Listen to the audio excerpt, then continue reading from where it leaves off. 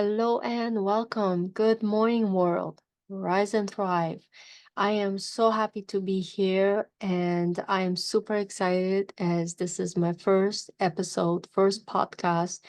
And I just can't wait to share my stories, my insights with you in hopes that it inspires you to do whatever you want to do in life. Because I know a lot of you have different goals, different things in mind. So I'm here to share and inspire you guys. So, the first topic I would like to talk about is a little bit about myself and my midlife awakening.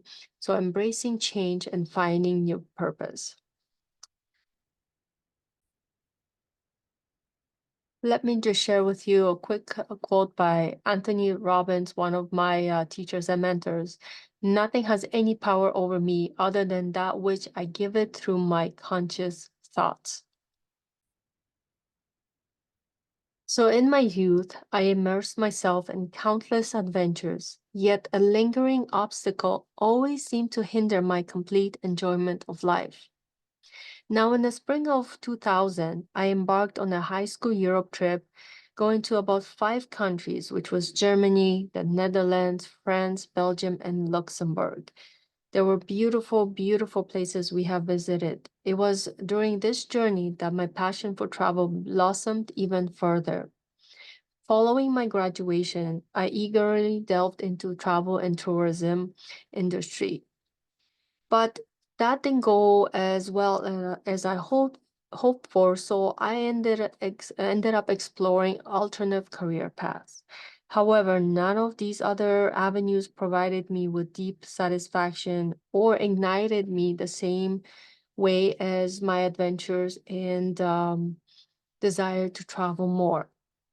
So, a few years later, I embarked on a humanitarian mission trip to World Vision Canada to El Salvador. Now, at that time, I was hoping to go to Africa, but I actually all booked up, so I ended up going to El Salvador instead. But it's okay because you know what? It doesn't matter where we go as long as we do end up helping out. So it was a journey that has profoundly impacted me.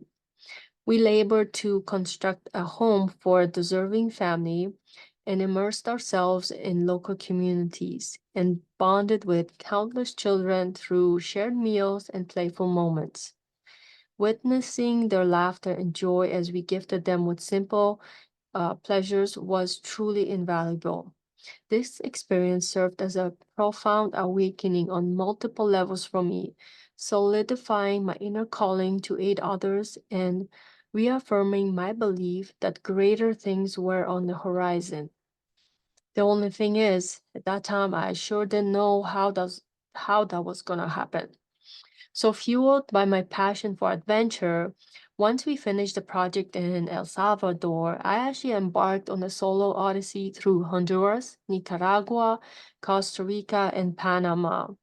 And boy, was it ever a trip. There was a lot of things that were happening. It was my first solo trip to so many countries, and like, honestly, thank God that God helped me through some of it because at some point I was like, how do I even find a bus back to the airport and so on. So there was a lot of adventures along the way, but without a doubt, it was one of the most enriching chapters of my life at that time. In 2006, I was actually introduced to Rhonda Byrne's film The Secret and her books, which opened my eyes to the concept of law of attraction. Now, you might say, what? You've never heard of it before? Actually, no, not really, because it wasn't something that we in schools back home in Poland we really looked into or studied about. Life just kind of kept going. Prior to encountering Rhonda's work, I haven't even considered this powerful principle, to be honest with you. So, drawing upon this newfound understanding, guess what I did? I consciously applied it to manifest more travel opportunities into my life. Yes, more traveling.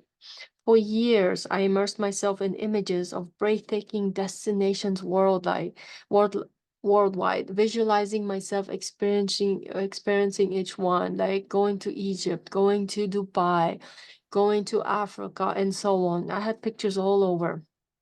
So when the chance came in 2010 to 2011 to embark on a journey circumnavigating the globe, guess what? I seized it eagerly, knowing deep in my heart that was once in a lifetime opportunity not to be missed. Fewer experiences life have the power to shape us as profoundly as certain defining moments. For me, nothing has left a more incredible mark on my soul than the 8 months I spent sailing around the world. So, throughout the past 20 some years of almost continuous travel, I amassed a treasure trove of unforgettable experiences and memories. Amongst one of my favorites were swimming with the dolphins in Cuba, then soaring through the treetops on a zip line in Mexico, then free falling from the sky in a thriving skydiving adventure in Hawaii, then exploring the wonders of NASA, of course, and the opulence of the Atlantic Hotel in Dubai, savoring some of the most exquisite meals in their seven-star restaurant, and channeling my inner Indiana Jones while riding a camel through Petra's ancient landscapes. Yet, it's these moments, everyday moments in between that have truly molded me into the person I am today. And of course, I actually had a pleasure of meeting Her Majesty at that time, the Queen, who has left also an incredible mark on my journey.